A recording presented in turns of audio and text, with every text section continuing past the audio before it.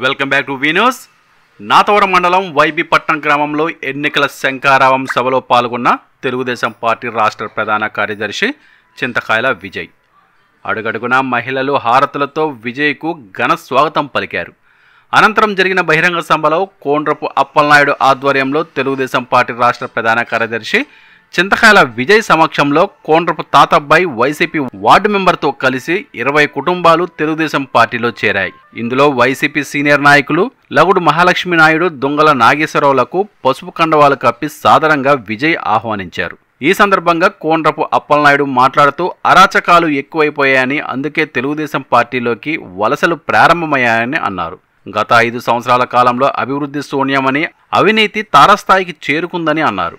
అలాగే తెలుగుదేశం రాష్ట్ర ప్రధాన కార్యదర్శి చింతకాయల విజయ్ మాట్లాడుతూ వైబీపట్నం గ్రామానికి సుమారు 5 కోట్ల రూపాయలు అభివృద్ధికి ఖర్చు చేశామని, తాండవ ప్రాజెక్టు గేట్లు మరమ్మతులకు కేవలం 7.5 లక్షల నిధులు తేలేని చేతకాని నాయకులు వచ్చి ఓట్లు అడిగే అర్హత ఉందా అని ప్రశ్నించారు. పార్టీలోకి వచ్చిన ప్రతి కార్యకర్తకు సముచిత స్థానం కల్పిస్తామన్నారు. ఈ కార్యక్రమంలో మండల తెలుగుదేశం పార్టీ అధ్యక్షులు నందిపల్లి వెంకటరమణ, మాజీ జెడ్పీటీసీ కరక సత్యనారాయణ, మాజీ ఎంపీపీ సింగంపల్లి సన్యాసి దేముడు, తెలుగు యువత అధ్యక్షులు శెట్టి లోవా, కోండ్రపు అప్పలనాయుడు, దాసు, పెద్ద ఎత్తున కార్యకర్తలు, ప్రజలు, మహిళలు పాల్గొన్నారు.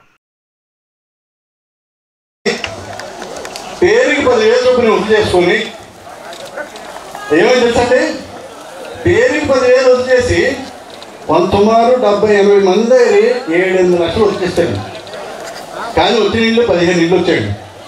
మిగిలిన అందరూ 15 ఇళ్ళు వచ్చిన తర్వాత ఉన్న వాళ్ళందరూ 50 మంది దాడి చేస్తారు కదా, నాకు ఎందుకు రాలేదు నీకు ఎందుకు రాలేదని ఫోన్ పక్కన నీ మీద కంప్లైంట్ ఇచ్చాడు, నీ అందరికీ ఇల్లు పోతుంది, అందుకే ఇల్లు రాలేదు అని. ఎవరు చెప్పారు ఏడని చెప్పాను, మా కుర్రోళ్ళందరూ నన్ను ఇబ్బంది పెట్టారు.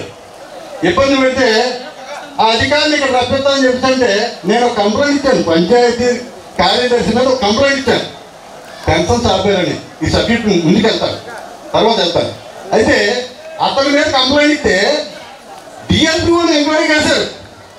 ఎవరు? Lokayukta commission. నిండిపోయింది. ఎందుకంటే ఎక్కడికి వెళ్ళినా కూడా ఎంతో మనస్ఫూర్తిగా ఆనందంగా అయ్యన్న పాత్రుడు గారు అత్యంత భారీ మెజార్టీతో గెలిచి రావాలి, తెలుగుదేశం పార్టీ జెండా ఎగరాలని చెప్పి మీరందరూ ఆశీర్వదించారే, అది నెరవేరుతుంది. ఇంకో 30 రోజుల్లోని అయ్యన్న పాత్రుడు గారు ఎమ్మెల్యే అవుతారు, మంత్రి అవుతారు. ఎట్టి పరిస్థితుల్లో ఈ గ్రామంలో జరిగిన అరాచకాలు కానీ, అన్యాయాలు కానీ ఉక్కు పాదంతో తొక్కేసి ఈ గ్రామానికి మనం పండగ చేసుకోవడానికి మళ్ళీ మేమందరం వస్తామని చెప్పి ఈ సందర్భంగా మీ అందరికీ సవరంగా మనం చేసుకున్నాం.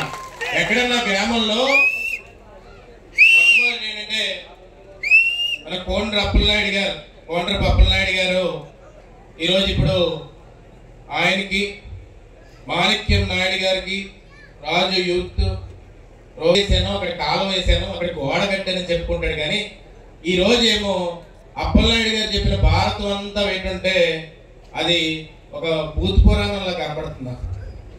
ఎంత దారుణమైన పనులండి ఇవన్నీ కూడా. అరాచకం చేసేవాడిని ఎవడో గొప్పగా కాలర్ వేసి మాట్లాడకూడదు, కాలర్ పట్టుకుని మాట్లాడు. ఎవరన్నా అయ్యన్న పాత్రుడు గారు ఏం చేశారంటే ఒక స్థలం కొని సైట్లు ఇచ్చాడని చెప్పుకోవచ్చు. అయ్యన్న పాత్రుడు గారు ఏం చేశారా అంటే ఈ ఒక్క ఊరికి పంచాయతీకి 1 కోటి రూపాయలు సీసీ రోడ్లకే తీసుకొచ్చాడు అయ్యన్న పాత్రుడు 5 సంవత్సరాల్లో అని చెప్పుకోవచ్చు. నీరు చెట్టు కింద 2 కోట్ల రూపాయలు తీసుకొచ్చారని చెప్పుకోవచ్చు. ఎన్టీఆర్ హౌసింగ్ కింద 72 ఇల్లులు ఇచ్చారు. చంద్రన్న బీమా గుర్తుందమ్మా?